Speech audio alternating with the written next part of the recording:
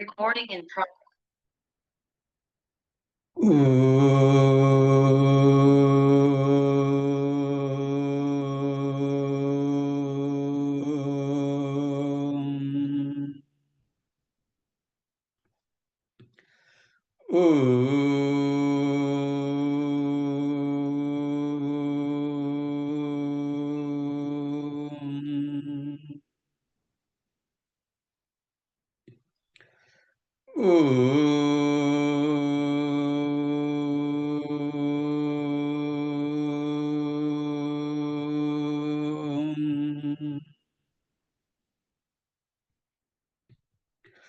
Om Shri Ganeshaya Namaha. Om Shri Saraswatyai Namaha. Om Shri Gurubhyo Namaha. Sada Shiva Samarambham Shankaracharya Madhyamam Asmadacharya Paryantam Vande Guru Paramparam Shruti Smriti Purananam Alayam Karunalayam Namami Bhagavad Pada Shankaram Lokashankaram Samasta Janakalyane Niratam Karunamayam Namami Chinmayam Devam Sadgurum Brahmavidvaram Sadgurum Brahmavidvaram Om Parthaya Pratibodhitam Bhagavata Narayanena Swayam Vyasena Graditam Purana Munina Madhye Mahabharatam Advaitamritavarshinim Bhagavatim Ashtadashadyayini Ambatvam Anusandadhami Bhagavad Gita Bhavadveshini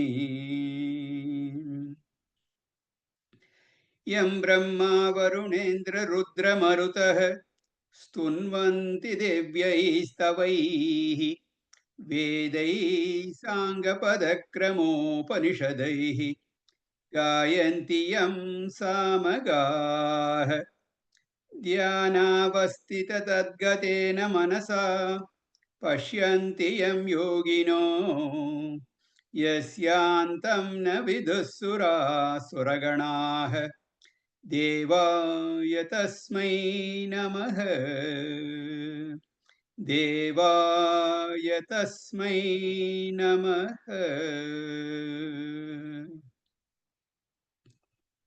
Hari. We are now discussing the topic of Karma Yoga. And two definitions for Karma Yoga were given. The first definition that was given in verse 48, Samatvam Yoga Uchyate, the balance of mind is Karma Yoga. And then in the 50th verse, it was said, the second definition was given for Karma Yoga, Yoga Karmasu Kaushalam. Kaushalam. Kushalata. Kushalata means skill.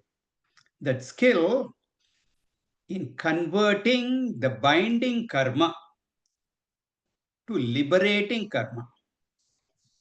If you're skillful in that, that dexterity is called Karma Yoga. Karma Yogi is very skillful in his action.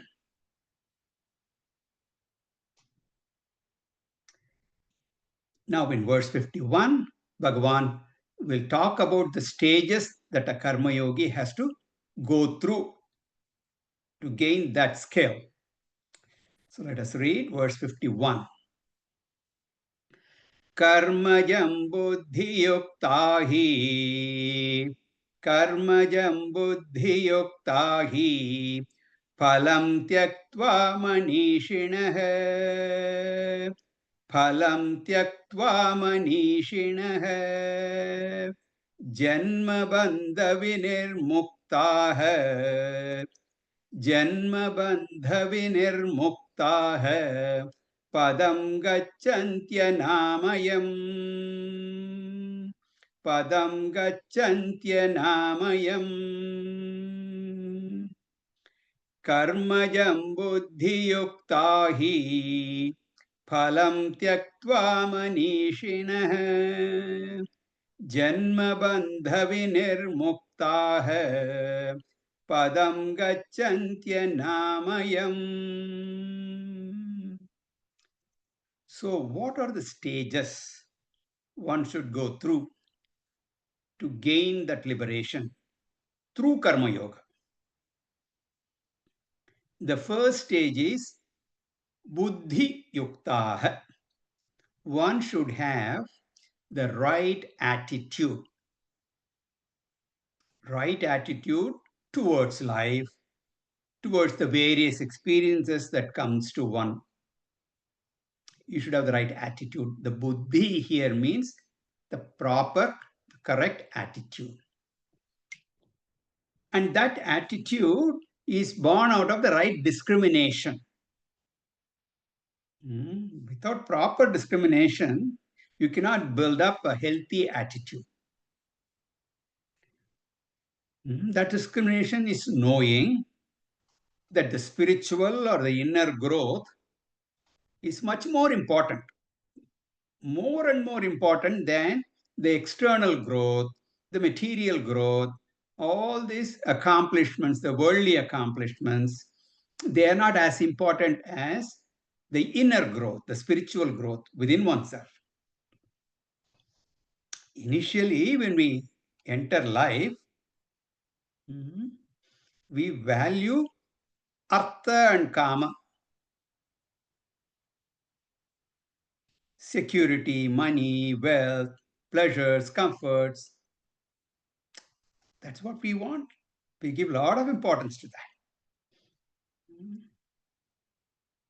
It's okay, but still that is an immature mind.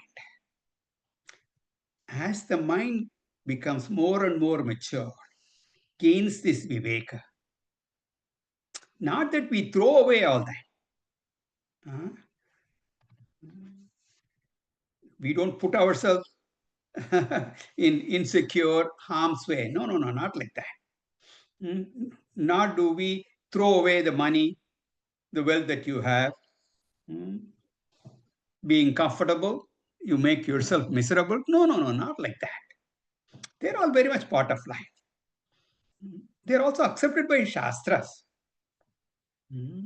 Our Shastras very clearly say they put equal importance or quite a lot of importance, much more importance for the spiritual side. But as he matures, gains experience in the life, that person begins to look at dharma and moksha, the Chaturvida Purushartha, Artha Kama, earlier stages of life, later on, Dharma Moksha. The Artha Kama represents Vishaya Sukham, external, material comforts, joy. But Dharma Moksha represents Atma Sukham, Atmananda, inner spiritual growth. The Artha Kama will come and go. That is its nature. Whereas Dharma Moksha is enduring. As one goes through the experiences in life, he or she gets proper discrimination. And that is called a person who is buddhi yuktah, an integrated personality he develops. Once someone has that kind of a healthy value system, karmajam phalam tyaktva. Here, karmajam phalam means material results of action. Karmajam, born out of karma, phalam, results. Materialistic results, worldly results. he gives all that up. Giving up means he's not overly concerned about that. He's not consumed by that. He considers them as a secondary benefit. As I go through life performing actions, I focus upon the inner growth. So this is what is referred to here as karmaja phala tyaga. Not giving too much importance to material accomplishments. So this is the second stage. This gives the purity of mind. We talked about purity of mind as one of the results of karma yoga. No, these two stages are not enough. A person has to come to jnana yoga to reach the true goal of life. Many people often ask the question, what is the goal of life? What is the purpose of this life? Why am I born? Very good. But they ask this question not when they are 17. Very few. Most people ask this question when they are 75. Why was I born? At the age of 99. This is one of the questions often asked. What is the purpose? What's the goal?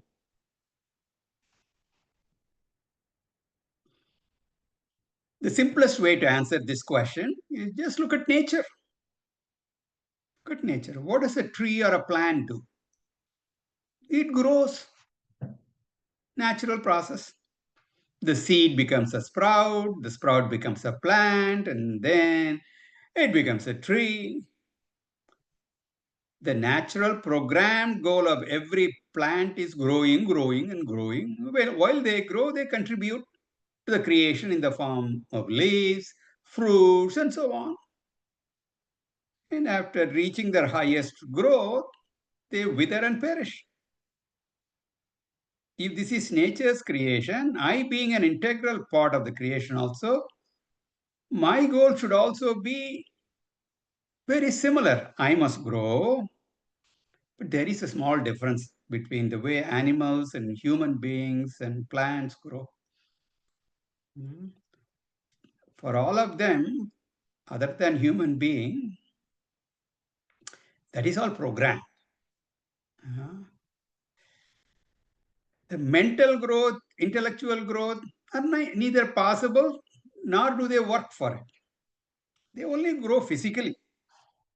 Whereas physical growth is of course there. Whether you want it or not, all of us we are doing it very efficiently. We are very successful in that. But since we are more than what plants and animals are, we do need a corresponding growth at the mental, emotional, intellectual levels. Karma yogi has to grow not only physically, but emotionally and spiritually. So that brings about the third stage. Manishinaha, Manishi means jnani. Manisha means Atma Jnanam. One should attain this knowledge also. So the path related to that is Jnana Yoga. This is the next stage. The final stage is Janma Bandha Vinirmuktaha. As a result of this knowledge, they are freed from the shackles of samsara.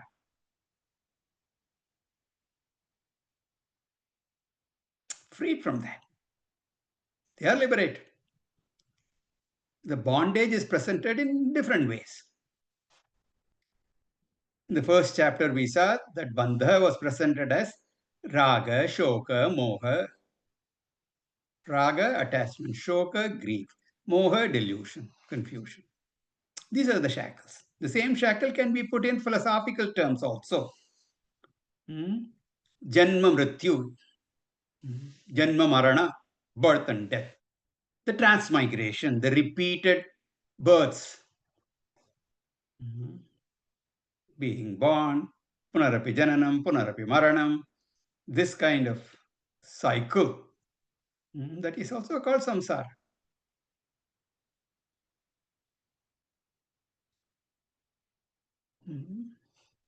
And again, when we are in this world, we go through so many various events in life. The ups and downs of life are there. We get affected. But a jnani, such things do not affect him.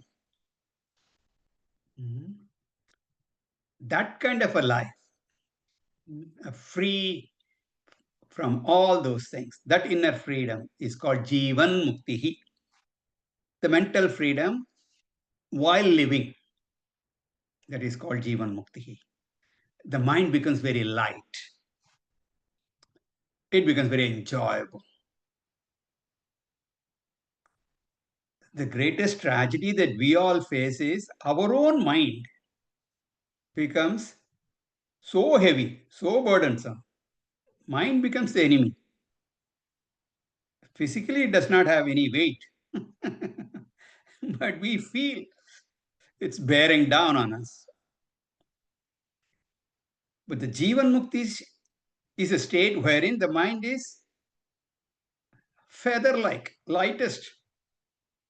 It becomes a beautiful instrument with which I accomplish so much. It's a gift from the Lord. So this jnani enjoys the wonderful state.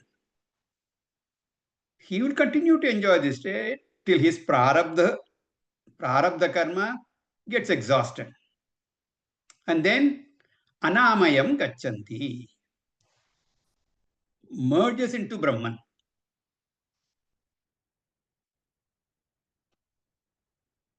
This is called Videha Mukti. Prarabdha karma gets exhausted, the body drops. There's no more body, Videha. That is called Videha Mukti. This is Anamayam, free from all kinds of evil. Thus, this verse is very comprehensive, beginning from Karma Yoga, then to Jnana Yoga, then to Jivan Mukti, and finally Videha Mukti. Everything is covered. Beautifully it is said. Hearing all this, Arjuna was just looking at Bhagwan with his mouth wide open. Huh? Why are you looking at me like this? Sri Krishna asked. No, Bhagwan, I was thinking. I was thinking. I have two questions.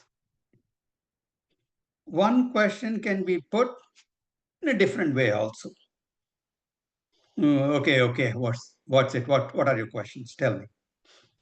One, when does one attain this kind of buddhi? When can I get this kind of attitude? When you perform this yoga, the purity of mind, and then the Samkhya buddhi and all that, when can I get it? Or another way, how will I know I've got it? When means the time period. How long will it take for me to get that kind of buddhi? If I do this 2-year Vedanta course, can I be certified that I have yoga buddhi and Sankhya buddhi? If not, how much time? How will I know that I have it? Bhagavan says, I'll tell you.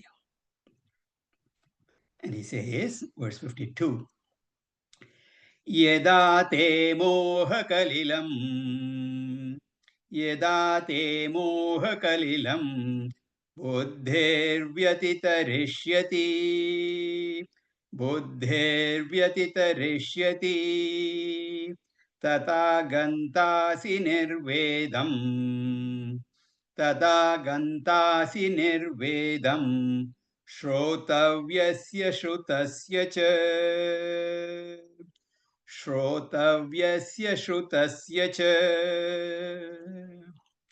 Yada te moha kalilam buddhirvyatitarishyati tada gantasi nirvedam shrotavyasya shrutasya cha.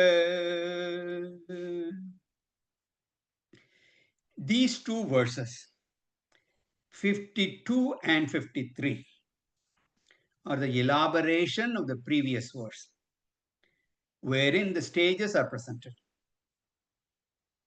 What will Karma Yoga do? How does it take one to Jnana Yoga? And then how that would liberate a person. In the 52nd verse, the progression from Karma Yoga to Jnana Yoga is given. And in the 53rd verse, the second step, going from Jnana Yoga to liberation, to moksha. What will this Karma Yoga do? Bhagavan says, Buddhihi moha kalilam vyatitarishyati. Here, buddhi means intellect. Simple meaning only. The intellect will cross over its confusion. Moha kalilam. That intellect will get the clarity of thought. Intellect will know the priorities of life.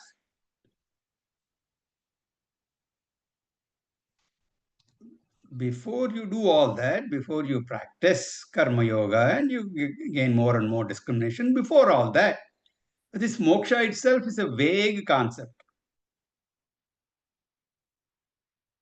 We do not appreciate the full impact of moksha, what it entails, what it is all about. We don't know. Sometimes we think that's the goal of sannyasis. Not for us. And then there are so many other things. Shastra itself, different types of moksha are given.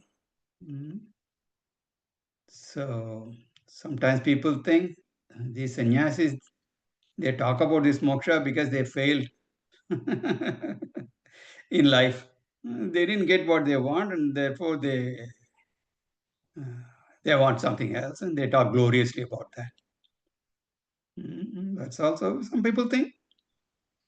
So all this is called confusion of the intellect, not knowing what exactly moksha is. So all that gets clear. The idea moksha is inner maturity. You grasp that first. Takes a while to get that understanding. So Bhagavan says that the intellect will get over all kinds of confusions regarding the priorities of life. Confusion is between whether arthakama, as I mentioned earlier today also, arthakama is the ultimate goal of life, or dharma moksha. It's the highest goal in life. If both of them are important, we should be given more importance. Not able to discriminate between the two. That is called moha, confusion, delusion. This mental confusion is called kalilam here, impurity, the intellectual impurity regarding the goals of life, priorities in life. That intellect will cross over this confusion. More a person becomes a karma yogi, more a person will lead a religious life, a dharmic life, and begin to understand the parama purushartha, which is moksha. Then what will happen? Tada nirvedam gantasi. When this conflict goes away, when his priorities get straightened out, when he has this nitya anitya viveka vastu, that kind of a discrimination he gets, the natural consequence of that is nirvedam, vairagyam, dispassion. So he knows what is nitya, what is anitya, and so he is going to develop a detachment to anything that is anitya, which is ephemeral. and he will focus on what is eternal. Karma yogi will develop dispassion towards srotavyasya shrutasya cha, all external things, all anatma. Shrotavya are those external factors or sources of security that are mentioned. He has heard about, he has read about in the Karma Kanda, in the ritualistic portion. Ritualistic portion talks so much about what all benefits you can get. You do this karma, you get this. You do that, you will get that. You can enjoy here in this world and the worlds beyond, all that it talks about. They all look very good initially, but as a person becomes wiser and wiser, he understands that is not the final goal. Yeah, I enjoy life here. And of course, as I am enjoying, I suffer also. That goes with it.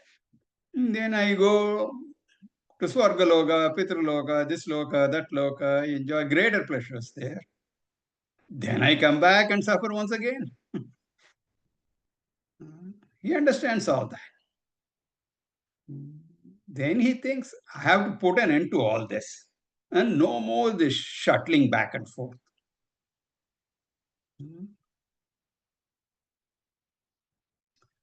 So, Karma Yogi, he understands all this external dependence means only fear. Fearlessness can come only when I learn to depend upon myself. If at all there is one dependence you're allowed to have, depend on God. Learn to switch your dependence from this world and other lokas, switch it to God. And finally, from God also, drop that and start depending upon yourself.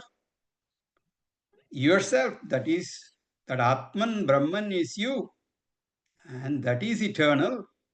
So you can depend on that. It is dependable, 100% guarantee. The one who understands dependence is risky, not only the physical dependence, psychological, intellectual, etc. He doesn't hold on to that anymore. This is called nirvedam, dispassion, detachment. Detachment to the external things. So when I say dispassion, etc., don't think hatred. No. It's not hatred. The hatred is just the flip side of your lies. So it is not hatred, but learning to be independent. The independence is not only from Shrotavya that you have heard. Shrutasya, those are Shrotavya means you have heard, but you have not seen. Shrutasya, known already. Whether what is known or what is unknown, you start developing a dispassion towards all of them, all material things. Then, when and how will I know that I've gained yoga buddhi? That yoga buddhi phalam is vairagyam. So when you have gained vairagya, dispassion, then you understand. You have made some progress. You have this yoga buddhi. Whatever time it takes, you take it. Doesn't matter. You take your own time. I cannot give any time, Bhagavan says. Differs from person to person. It may be 1 year, 2 years, 3 years. It may be lifetime, maybe many lives or something. So Bhagavan says, I can only tell you when you are able to cross over all these extroverted tendencies, your attachment to the outside world. Then that means you have God. That yoga buddhi you have. This is the sign of yoga buddhi. Then continuing, verse 53. Shruti Vipratipannate. Shruti Vipratipannate. Yadastasyati Nischala. Yadastasyati Nischala. Samadhavachala Buddhihi. Samadhavachala Buddhihi. Tada yogamavapsyasi. Tata yogamavapyasi. Shruti vipratipannate. Yadastyasyati nischala. Samadhavachala buddhihi. Tada yogamavapyasi. Therefore, when someone gets more and more interested in being independent, independent or self-dependent, then the Shastra will come and say, really speaking, you do not have to depend on any external factors. That is the fact. You have within yourself an eternal source of security, an eternal source of fullness, an eternal source of happiness. Such a source is there within you, yourself. You have it already. Just as a person having water under his own property struggles to get it from outside, miserably fails. And then somebody says, these water diviners are there. They know where water under the ground is. Such a knowledgeable person comes in and says, hey, you have it right under your own land. All that you need to do is to dig a well. Boom, you'll get it. Under your own property, there is a perennial source of water. Why are you struggling? Like that. Shastras say, and the Guru who teaches the Shastras to you, he says, your core, innermost nature is Atma. That you are. That Ananda is the very nature of that Atman Brahman. That is what you are. That is the source of security, peace, happiness, everything. And that you are. Tap into that internal, eternal source.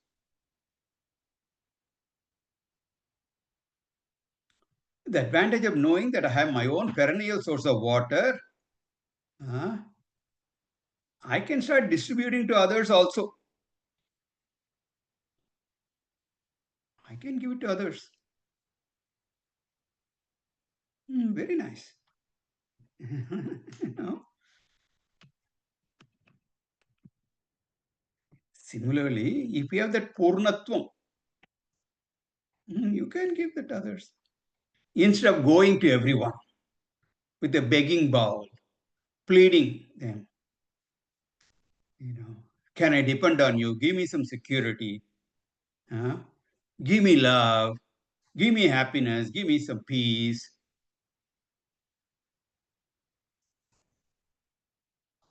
And when you do that, you end up with promises with strings attached. Instead of all that, when you know you have a perennial source of peace, security, and happiness, you hand everyone that peace. You share that.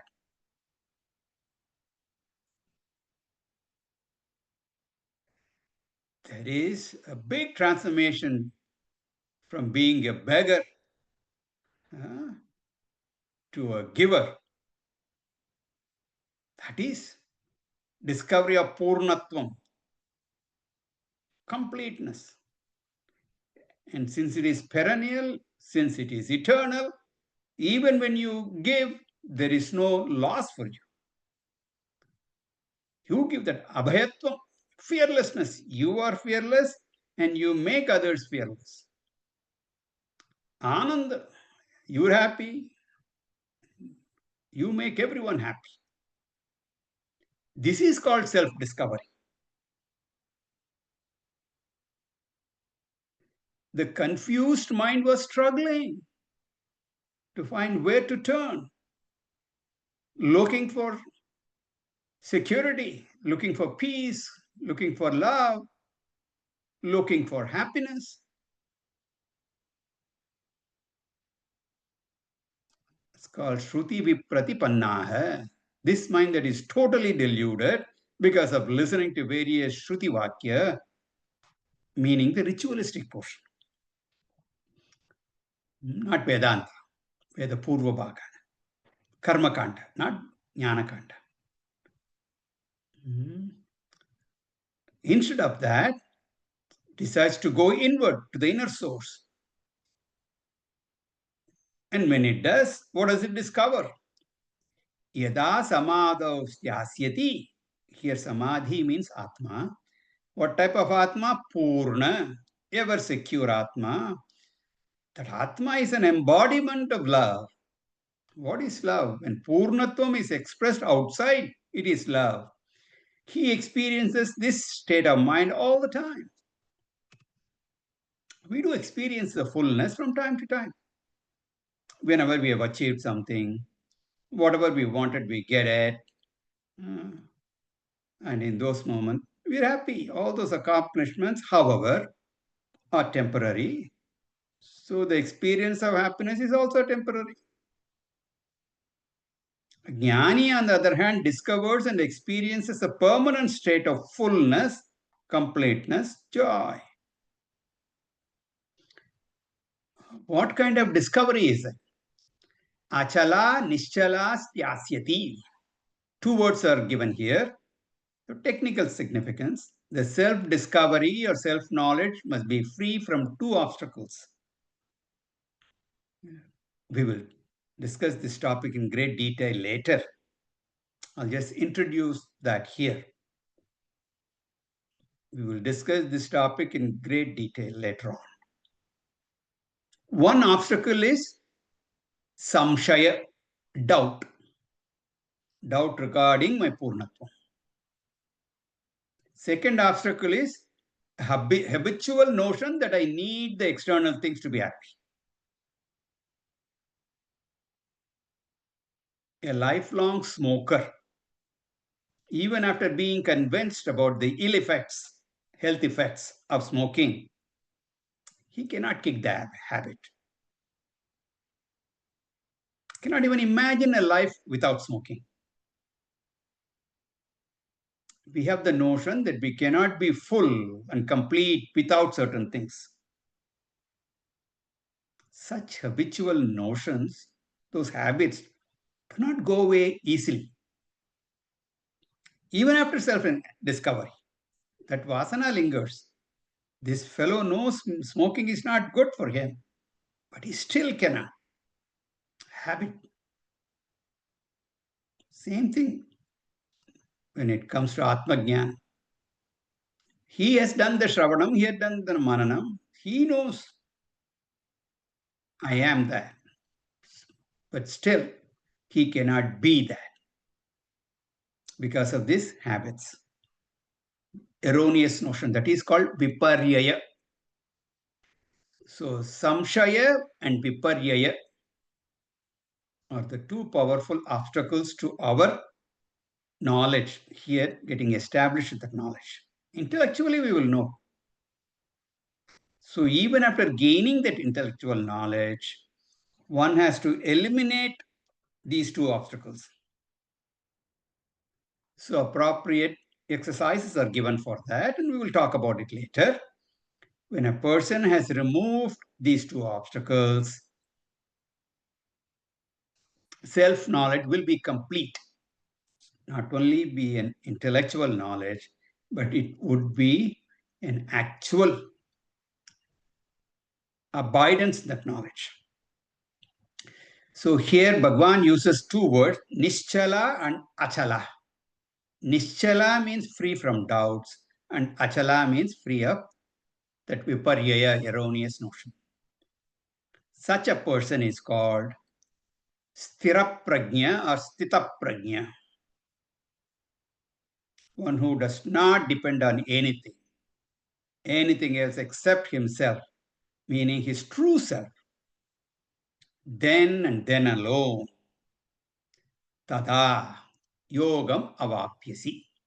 A person attains yoga, yoga here means moksha. He attains freedom. So with this, Sri Krishna has concluded the essence of Gita teaching, consisting of Jnana Yoga and Karma Yoga. So the sum and substance of all this teaching is, hey Arjuna, meaning all of us, we must perform our duties as worship of God. Do that. Don't shy away from your duties. Result of such performance will be vairagya or purity of mind. That purity of mind will lead you to viveka, to discriminate Atma from Anatma. Then the mind will abide in Atma. This is called Samkhya. Then you will be free.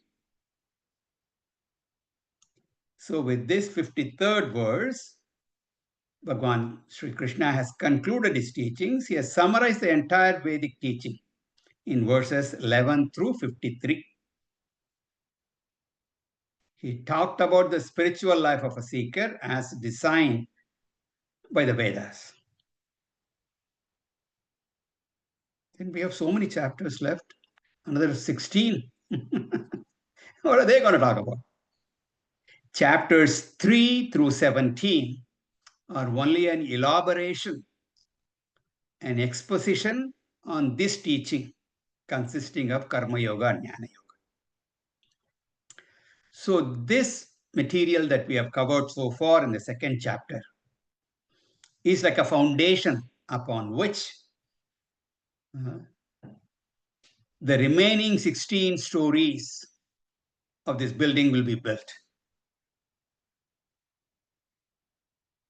The 18th chapter is the penthouse floor, from where you will get a bird's eye view, a summary of the complete teaching.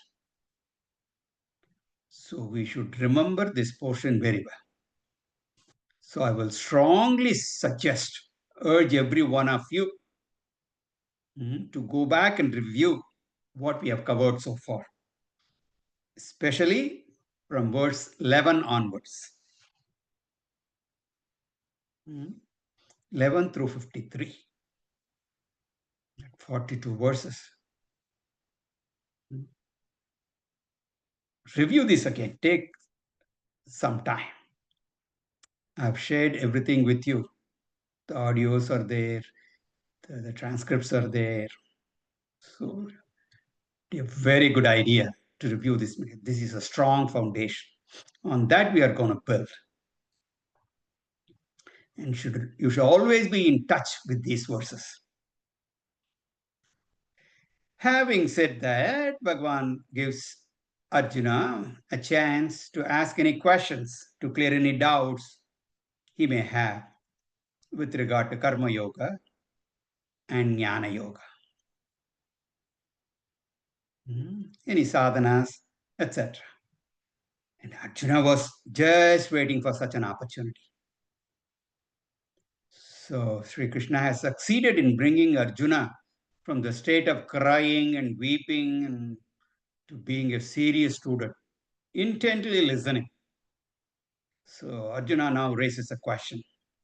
This is the fourth and final topic of this chapter. So let us read verse 54. Arjuna Uvacha Stita Prajnasya Ka Bhasha Stita Prajnasya Ka Bhasha Samadhistasya Keshava Samadhistasya Keshava Stitadhe Kim Prabhasheta Stitadhe Kim Prabhasheta Kimasita Prajeta Kim. Kim asita vrajeta kim. Arjuna buvacha. Stita prajnasya kha bhasha. Samadhistasya keshava. Sita dehyam prabhasheta. Kim asita vrajeta kim.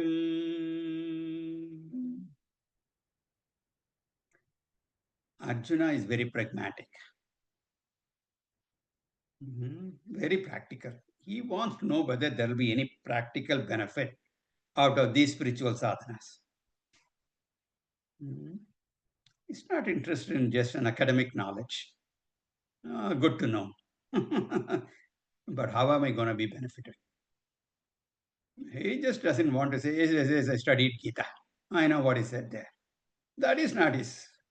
That's not what he wants. That's not his intention. He wants to know, will there be any transformation in my life? Whether I will get any benefit out of this study. And don't tell me I will go to heaven and such things. Arjuna has already gone to heaven. If you remember the story, he went there. For others, like us, we are not sure if those things even exist. It is said there, but I haven't gone there, and when I go there, I'm not going to come back. Only very rare people like Arjuna go there and come back. We don't have that. Okay. So, very practically, I want to know whether I'll get any benefit out of this. So, Arjuna poses the question for us. If someone were to go through these two stages of spiritual sadhanas, Karma Yoga, the preparatory step, and the Jnana Yoga, the direct sadhana, following the religious life, which we call Karma Yoga, and then preparing the mind and everything, and then embarking upon the self-inquiry, the Jnana Yoga.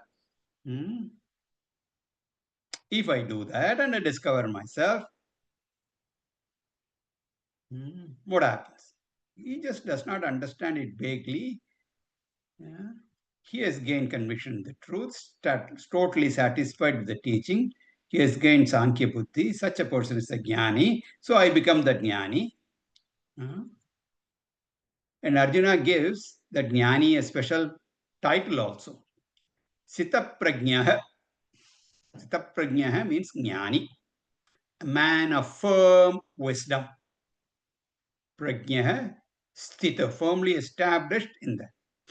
One whose knowledge is firm, free from all doubts, free from all vagueness. Such a person is called sthita prajnaha. He gives another title also, samadhistapah. Samadhistah, one who is ever established in the true knowledge. Samadhi means Atma. Samadhistah, Atmanishtah, one who is established, one who abides in his true nature. What do you mean by abidance in true nature? He is the one who does not forget his real nature, even while doing his day-to-day activities. Problem we face is while studying the scriptures, we accept the fact. I am different from the body, I'm different from the mind, I'm Satchidananda Atma, everything while we are in the class. But when we step out, we go back. Same old, same old. So it's not enough that I just know my nature. The knowledge must help me in day-to-day living. Is it able to do that? One who is able to do that, he is a sthita prajna. This knowledge must help me. The non-forgetfulness of this teaching being available in day-to-day activities, especially when there is a crisis, especially when there are problems. The knowledge should bless me. Such a person for whom the knowledge is readily accessible is called samadhistah. The third title is also given, successfully passed through the two stages. Stitadihi, same as Stita Prajna. Dhihi means jnanam.